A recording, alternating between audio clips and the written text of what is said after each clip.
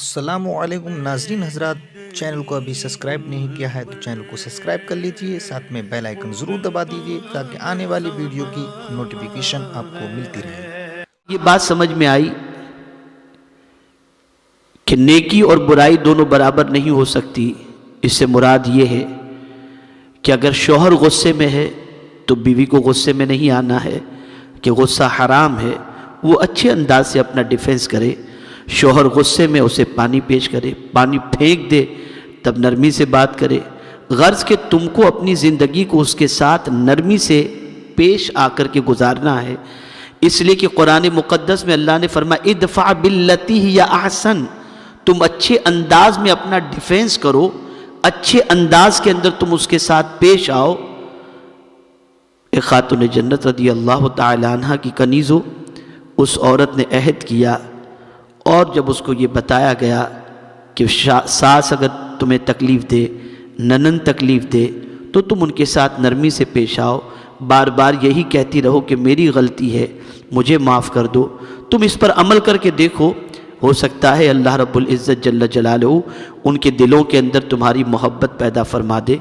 उस औरत ने वादा किया कि मैं इंशाअल्लाह अज़ीम अब जब कभी सामने इस तरीके की बात आएगी तो मैं गुस्से में नहीं आऊँगी, मैं नरमी इख्तियार करूँगी, मैं सब्र का दामन थामूँगी, मैं अच्छे अंदाज से पेश आऊँगी, मैं उनके जो राइट्स हैं उन राइट्स को अदा करने की कोशिश करूँगी।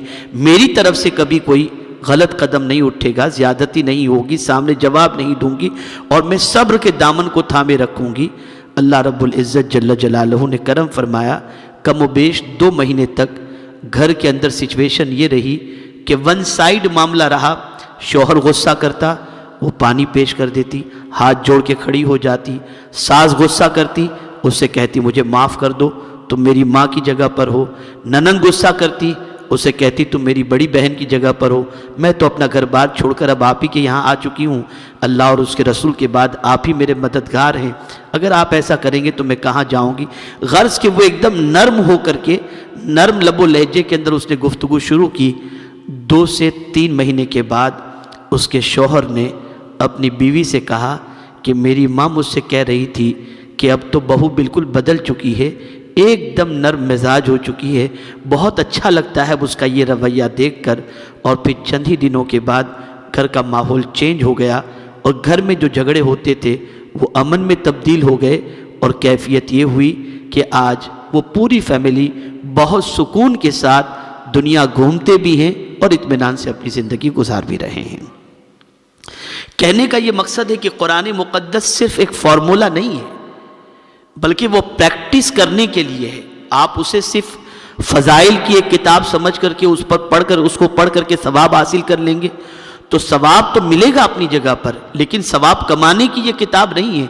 ये किताब इसलिए है कि उस पर अमल किया जाए। जब उस पर आप अमल करेंगी तो इंशाअल्लाह उसके नताइज आपके सामने होंगी। आज हम देख रहे हैं कि इंग्लैंड के कानून से फ़ायदा उठाते हुए हमारी बहुत सारी बच्चियां अपने शौहर से बिला वजह डिवोर्स मांग लेती हैं और न जाने क्या क्या चीज़ें होती हैं। कहीं शौहर की ज़्यादती होती है, कहीं ख़वातीन की ज़्यादती होती है। आक़ाए करीम सल्लल्लाहु अलैहि वसल्लम के फरमान की रोशनी में अगर कोई औरत अपने शौहर से बिला उज़्र शरई तलाक़ का मुतालबा करती है, उसको जन्नत की खुशबू भी नसीब नहीं होगी। इसलिए इस बात को ख़ास तौर पर जहन में रखा जाए कि जितने रिश्ते बने हैं दुनिया के अंदर, माँ बाप का रिश्ता, भाई बहन का रिश्ता, बाप बेटे का रिश्ता, ये सारे रिश्ते ज़मीन के ऊपर बने हैं, लेकिन मियाँ बीवी का रिश्ता वो अजीम रिश्ता है जो अल्लाह ने जन्नत में तश्कील दिया है और ये रिश्ते का आगाज़ वहाँ से होता है। इसीलिए कुरान और हदीस का मुताला करें तो आखिरत के अंदर माँ बाप के हवाले से तो ये नहीं मिलता कि बेटा माँ के साथ होगा, बाप के साथ होगा, लेकिन ये ज़रूर मिलता है कि क़यामत के दिन जन्नत में अल्लाह रब्बुल इज़्ज़त जल्ल जलालहू मियाँ बीवी को साथ रखेगा, दोनों जन्नत के झूले में झूलते होंगे। यहाँ से ये बात समझ में आती है कि ये रिश्ता वो अजीम रिश्ता है कि इस रिश्ते की पायदारी के लिए हमेशा कोशिश करनी चाहिए। और ये बात जहन में रखें कि शौहर के जो हुकूक हैं उसे आपने अदा करने हैं, अच्छी तरीके से पेश आना है, उसके हुकूक का ख्याल करना है, उसके सामने ज़बान दराजी नहीं करनी है। औरत अगर मोहब्बत से اپنے شوہر کو منانا چاہے تو بہت ساری باتیں منوا سکتی ہیں، لیکن آج ہمارے یہاں سچویشن تھوڑی سی برعکس ہے، ہمارے یہاں تھوڑی چرب زبانی ہو جاتی ہے، اور اسی طریقے سے بہت سارے شوہروں کی بھی غلطیاں ہیں کہ بیوی کے ہونے کے باوجود وہ اپنی نگاہوں کو پھیر کر کہیں اور طرف متوجہ ہو جاتے ہیں۔ بہرکیف ہمیں قرآن کی آیت پر عمل کرنا ہے۔ اگر گھر کو رشک جنت بنانا ہے تو ادفع باللتی ہی احسن، اچھے انداز کے اندر ڈیفینس کرو۔ ڈیفینس کرنا ہمارا کام ہے، دلوں میں محبت پیدا کرنا یہ رب کے کرم کی بات ہے۔ انشاءاللہ ضرور اس سے فائدہ ہوگا۔ تو ایک تو اس آیت پر آج سے پریکٹس کرنا ہے، اس آیت پر عمل کرنا ہے، غصے کو کنٹرول میں رکھنا ہے، غصے پر قابو پانا ہے۔ آقا کریم صلی اللہ تعالی علیہ وسلم نے اسی لیے ارشاد فرمایا کہ طاقتور وہ نہیں ہے جو کسی پہلوان کو اکھاڑے کے اندر گرا دے، بلکہ طاقتور وہ ہے کہ جب اسے غصہ آئے تو اس کو پی جائے۔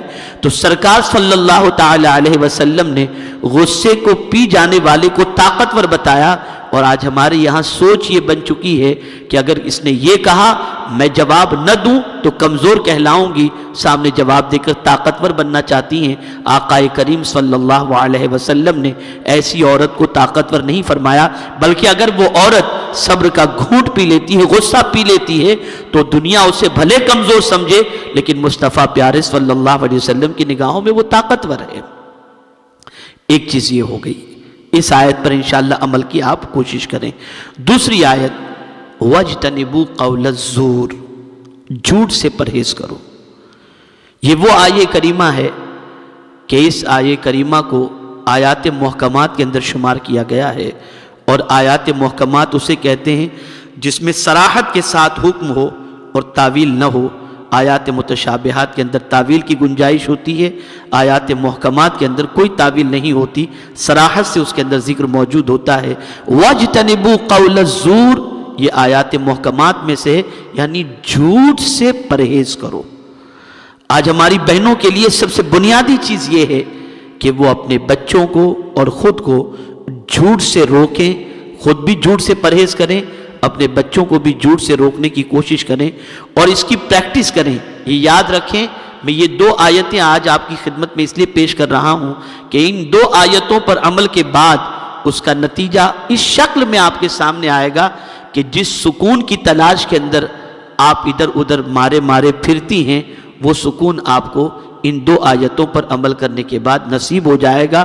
اے خاتون جنت رضی اللہ تعالی عنہ کی کنیزو، آج کے دور کے اندر آیات قرآنی پر اور احادیث رسول صلی اللہ علیہ وسلم پر عمل کرنا یہ بہت زیادہ ضروری ہے۔